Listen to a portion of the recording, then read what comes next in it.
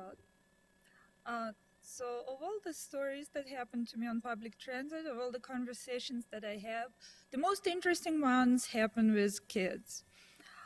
Just earlier this month, I was on 181 in the morning, and it was a very full bus with only 2 vacant seats. So this young lady comes in, and she looks around, and she finds one seat next to me, and she puts her son there, and then she goes takes another one. All I noticed about her was her long manicure, her long purple nails. She gave her son a book, but he wasn't interested in reading it. I was texting on my phone and noticed that he was staring at my hands. At first I thought that he was interested in my phone.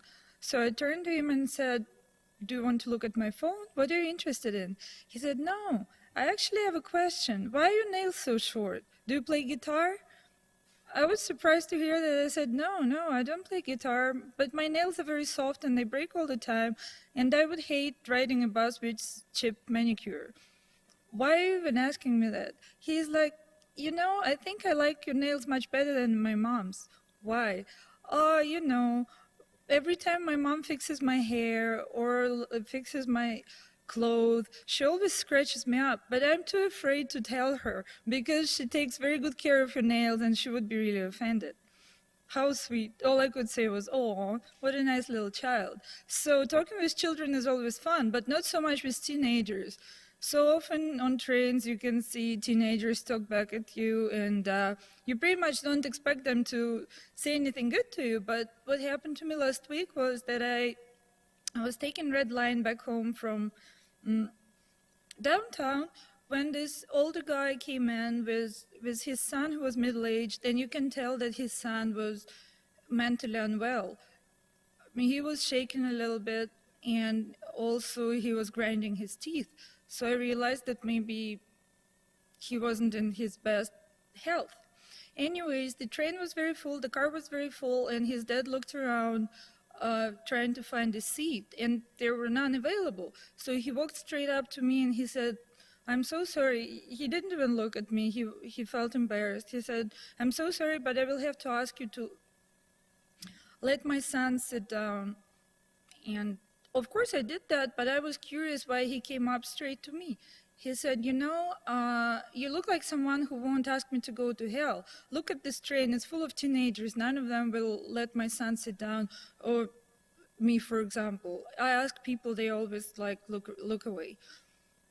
Funny enough, a teenager with tattoos and piercing and headphones sitting next to us noticed that, and he heard what he said, and he felt extremely embarrassed. So he said, I'm so sorry, Grandpa, why don't you take my seat?" And he ran away and stood on the other end of the car. That's why sometimes teenagers impress me, and that's why I think we should give them more credit. And honestly, once in a while you can see adults behave way, way worse than that. Just recently I was on a bus. It was a pretty busy one, and there was only one free seat in the very front on the side. And there was a not huge, but a pretty large woman sitting there, taking pretty much 2 seats. And suddenly a man with a cane and with a cast on his leg gets on the bus, and he tries to find a place to sit.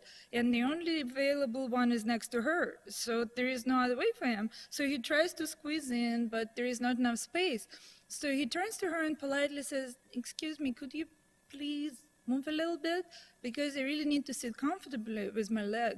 She looks at him and she goes, "I can't move, I have a condition." That makes him a bit angry. He goes, "I can see that you have a condition."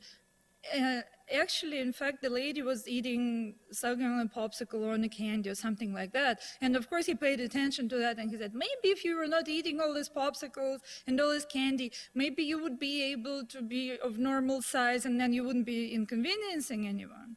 She found it extremely offensive, and she told him, "Did you break your leg when you fell off your high horse?" He said, "Oh, no, he took it seriously. He said, no, I broke my leg falling off a bridge that I was sleeping on."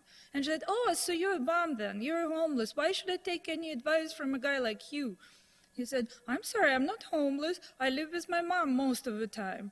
And she said, "You sound like a winner, don't you, living with your mom at your age?" That made him even more upset.